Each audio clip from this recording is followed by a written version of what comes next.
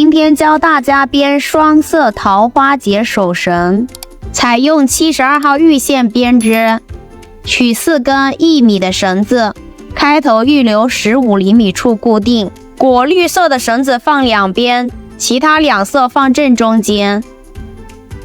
绿色的绳子在2线上面打双向平结。家人们如果有不会编织双向平结的，注意观看视频，就是像视频中这样子，左右交替各编织一下，是一个完整的平结编法。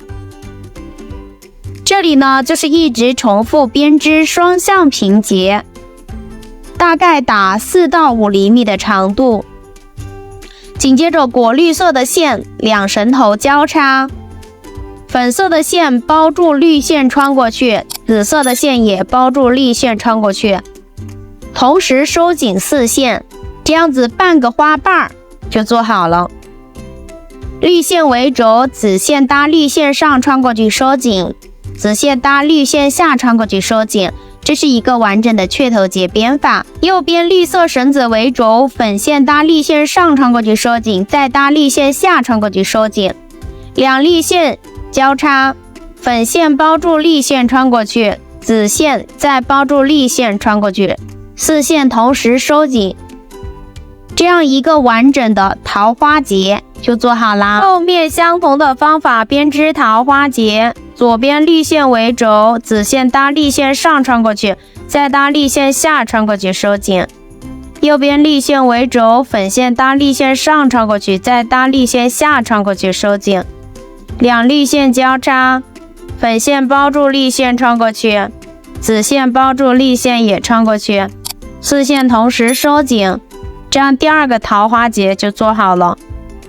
继续重复编法，绿线为轴，紫线搭轴线上穿过去收紧，再搭轴线下穿过去收紧。右边绿线为轴，粉线搭上面穿过去收紧，再搭下面穿过去收紧，然后绿线交叉，粉线包住绿线穿过去，紫线也包住绿线穿过去，4线同时收紧，这样第3朵桃花也做好了。后面再继续打7个桃花结，一共10个。然后的话，绿线在2轴线上面编平结。这个双向平结小的时候呢，我们经常编。如果开头那一部分的双向平结你会编织，这里同样也会编，就是像视频中这样子，左右交替各编一下，是一个完整的双向平结编法。一直重复编到自己想要的长度，大概编到跟开头那段一样的长度后，现在多余的绿色绳头我们可以给它修剪掉，然后开头那部分也是一样修剪掉，再用打火机烫粘绳头防止它脱线。紧接着就是手链的收尾了，直接2绳头交叉在一块，刚才剪下来的绳头取一小段放在交叉部位，继续打双向平结。双向平结就是跟手链部分的双向平结是一样编的，大家注意观看。右边搭上来，左边压右边穿过去收紧，左边搭上来，右边压左边穿过去收紧，这就是一个完整的平结编法。一直重复编织双向平结。